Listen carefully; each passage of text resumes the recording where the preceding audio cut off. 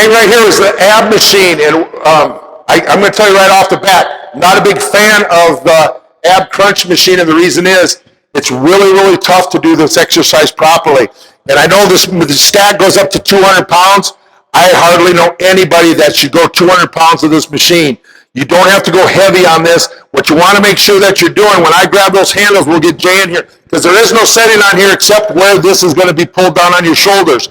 The key here is when I'm coming down, I'm locking everything in place, and my core is what's pulling through. So I should not see this before I see this. This should be locked into place, have a little bit of tension on the weight stack, and I'm pulling myself forward. When I come back, I definitely don't want those weight stack to make contact. If I do, I'm relaxing. I want to keep constant tension. The other thing that's tough here, gang, is I'm working just a small area of my core. We always talk about core isn't just my front abs. Core is from my chest all the way down to my knees and all the way around. So when we go from here, we're going to talk about, you'll see some core workouts that we'll do when we talk about flexion, extension, and then rotation. This really locks us just into one position. It's just going to work the front wall of the core. Understand there's a whole lot of other things. I'm going to bring Jay in real quick.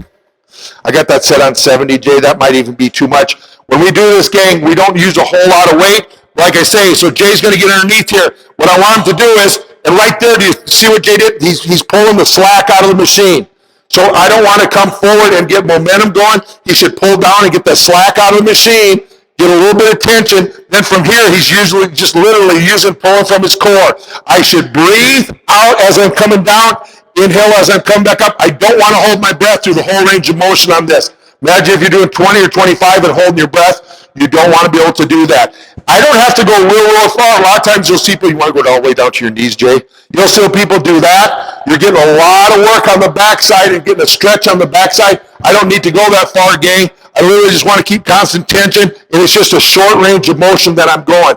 Again, for that front ab wall, pretty good, but there's maybe some other, get with one of the trainers, because I think they can show you a whole variety of things to do for your core.